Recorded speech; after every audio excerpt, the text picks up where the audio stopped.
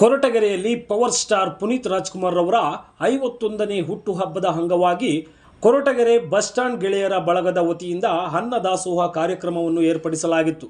ಇನ್ನು ಖಾಸಗಿ ಬಸ್ ಸ್ಟ್ಯಾಂಡ್ನಲ್ಲಿ ಪುನೀತ್ ರಾಜ್ಕುಮಾರ್ ಅವರ ಕಟೌಟ್ ನಿಲ್ಲಿಸಿ ಬೃಹತ್ ಹಾರ ಹಾಕಿ ಪಟಾಕಿ ಸಿಡಿಸಿ ಹುಟ್ಟುಹಬ್ಬವನ್ನು ಅದ್ದೂರಿಯಾಗಿ ಆಚರಿಸಲಾಯಿತು. ಇನ್ನು ಈ ಸಂದರ್ಭದಲ್ಲಿ ಪಟ್ಟಣ ಪಂಚಾಯಿತಿ ಮಾಜಿ ಉಪಾಧ್ಯಕ್ಷರಾದ ಕೆವಿ ಮಂಜುನಾಥ್, ಟಿಎಪಿಸಿಎಂಎಸ್ ಉಪಾಧ್ಯಕ್ಷರಾದ ಭಾಗ್ಯ ಕಾರ್ ಮಹೇಶ್, ನಿರ್ದೇಶಕರಾದ ವಿನಯ್ ಕುಮಾರ್, ಮುಖಂಡರಾದ ಅರವಿಂದ್, ಅಭಿಲಾಷ್, ಸಾಗರ್, ದೀಪಕ್, ಡಾಕ್ಟರ್ ರಾಜ್ ವಿಷ್ಣು ಅಭಿಮಾನಿ ಸಂಘದ ಅಧ್ಯಕ್ಷರಾದ ರಾಜಣ್ಣ, ಬಸ್ ಏಜೆಂಟ್ ರವಿ, ನಾರಾಯಣ್ ಸೇರಿದಂತೆ ಮತ್ತಿತರರು ಹಾಜರಿದ್ದರು.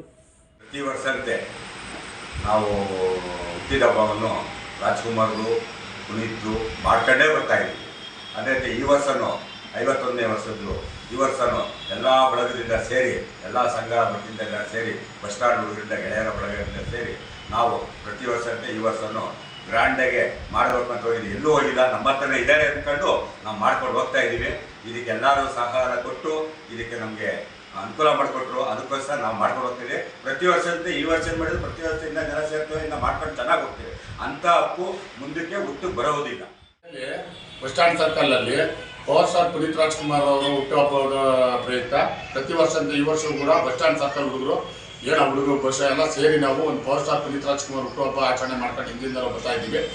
ಅದೇ ರೀತಿ ಪ್ರತಿ ವರ್ಷದಂತೆ ಈ ವರ್ಷ ಕೂಡ ಲಘು ಉಪಹಾರ ಇರೋದ್ರಿಂದ ಅನ್ನ ಸಂತರ್ಪಣೆ ಒಂದು ಏರ್ಪಡಿಸಿದ್ವಿ. ಸಂಜೆ 7 ಗಂಟೆಗೆ ಕಾರ್ಯಕ್ರಮ ಇರೋದ್ರಿಂದ ಮಾಡಿದ್ವಿ.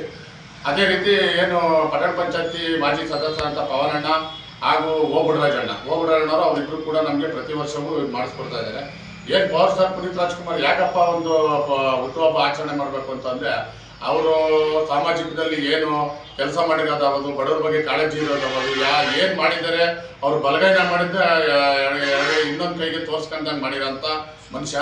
ಯಾವುದೇ ಕಾರಣಕ್ಕೂ ಪವರ್ ಸ್ಟಾರ್ ಪುನೀತ್ ರಾಜ್ಕುಮಾರ್ ಬಗ್ಗೆ ಹೇಳಬೇಕು ಅಂದರೆ ಭಾಳ ಇದೆ. ನಮಗೂ ಅಲ್ಪ ಸ್ವಲ್ಪ ಗೊತ್ತಿರೋದ್ರಿಂದ ಅವರ ಒಳ್ಳೆತನ ನಾವು ಅಳವಡಿಸ್ಕೋಬೇಕು.